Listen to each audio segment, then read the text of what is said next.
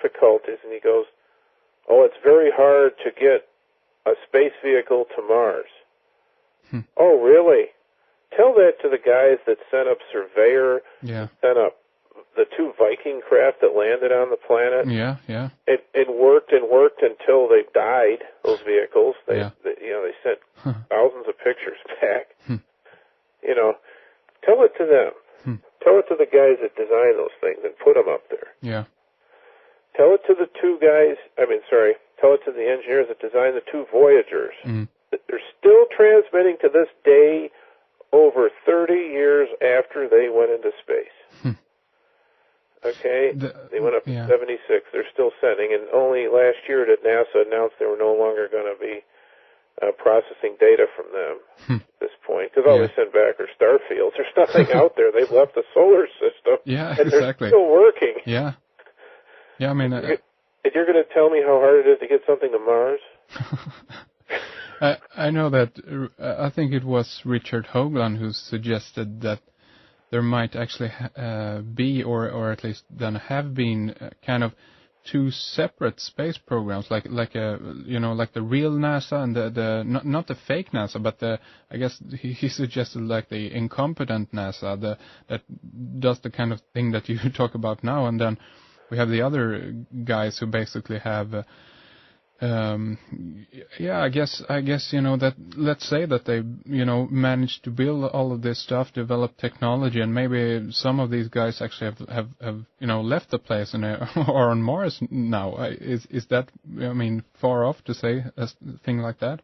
Well, look at it this way: there's the NASA space program, and then there's the shadow government space program. Can you guess who has the deeper pockets? Yeah, exactly. Yeah, sure.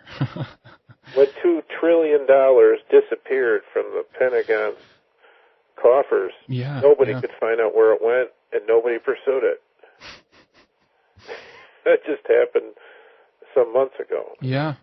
And this was, I remember this news when it came out, and this was blamed on, I don't know, some kind of computer error, I think. Of course. Blame the computer. It can't talk back.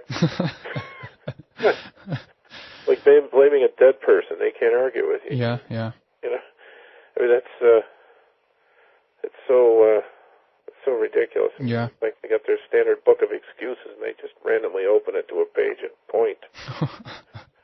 So could there be that the, because I know a lot of researchers have kind of picked apart, I guess, lots of the moon landing material that we have accessible to us now, and could it in fact be that we have been to the moon, but not in the way that we think we have been to the moon with the technology involved, because there's so many things to address. Like the Van Allen belt and the that goes into the radiation aspects, and then of course the solar flares. Yeah, exactly. There's so much more to this story, it feels like, and so do you think that we actually have been to the moon, but with a totally different technology, like anti-gravity vehicles or something like this? Well, those visits went many, many years ago, before Apollo. They went with those, and I believe this, if NASA did go, which I think they probably did, but what I believe happened is radiation fogged the film. They had to restage those historic pictures in a studio. So, however, I'm still not completely confident they went, simply because I have a photograph of a piece of moon rock I took at a NASA facility, and it looks like black granite. So where did all this white dust come from on the moon? Yeah. And the Smithsonian, they have one of the spacesuits from one of the Apollo missions still has moon dust on it. I'm thinking, that's funny. Doesn't exactly look like what you would expect, but so it's hard to say. All I know is most of the time when the lips of anybody working with these agencies speak, a lie is going to come out.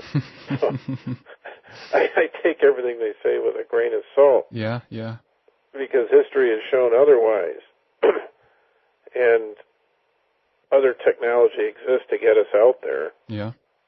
But you see, if they admit they have that technology, they got a bigger problem.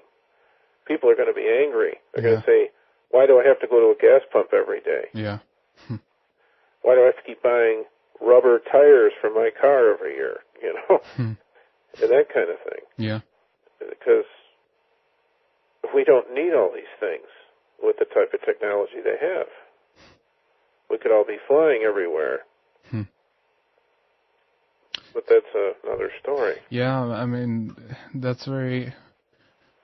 It's disturbing because, you know, obviously there is a conspiracy then to keep this, of course, you know, keep the lid on this thing. But do you think that this might have started out, as you said, you know, that the military projects are basically developing, you know, 44 years as to our regular years, so to speak. But could it be that at some point when this really started to kick off, that they actually didn't implement this kind of technology into our society, and then the gap simply have been now too big? But again, I come back to the fact that why aren't they implementing this stuff? Is it because of this control, or maybe they are actually looking to develop this, as you said, this kind of arc on planet Mars or something, and end the program here on Earth, because allegedly, at least, this is destroying our environment, the kind of an energy policy we have now. Well, you know the one thing we have on Earth that they don't really have on Mars? No. Oil. Okay. And oil literally makes the world go round. Is the entire world's economy is really based on oil. Yeah. If you look around you at the room, the paint, the carpeting, the upholstery, the plastics your computer's made out of, and so forth, I mean, it's all coming from oil. Yeah. That's not enough for the oil companies. So they want to keep putting tires on your car and gas in your tank and oil in your engine. They still want that market. They don't want to give up on that. Yeah. You know, it's a great thing. It's oil.